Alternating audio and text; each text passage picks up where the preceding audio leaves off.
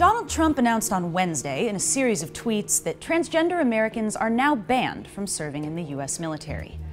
Trump and his administration justified the ban by citing both, quote, the tremendous medical costs and the disruption that transgender in the military would entail.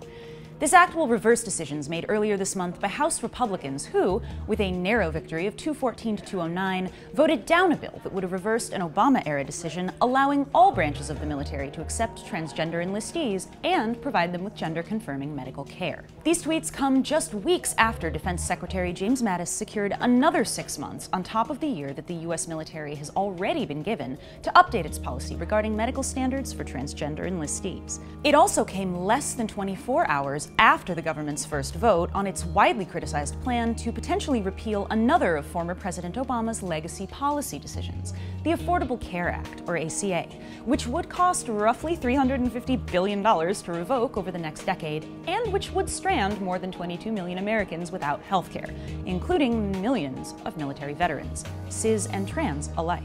According to a comprehensive report on transgender participation in the military compiled by the RAND Corporation, gender confirmation makes up an exceedingly small proportion of healthcare expenditures for the Department of Defense and the nation writ large. According to their research, less than 0.1% of military personnel would seek forms of gender-related medical treatment that would render them unable to serve.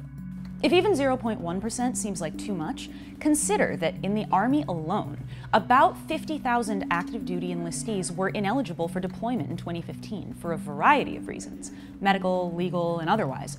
That's about 14% of the Army's total manpower, inevitably including some of the 370,000 veterans currently receiving Medicaid under the Affordable Care Act. Trump's other argument, that transgender people could be a distraction on the front lines, thus endangering U.S. soldiers, could possibly be seen as legitimate by some where there's not already strong evidence of existing gender-based violence going largely unchecked. A 2016 military report documented 14,900 reported cases of sexual assault across all branches of the military, along with a retaliation rate of 6 out of 10, meaning 6 of every 10 survivors of military sexual assault are then purposefully re-assaulted as revenge. For more information and support and suggestions on how cis people can become better trans allies, visit lookdifferent.org/trans.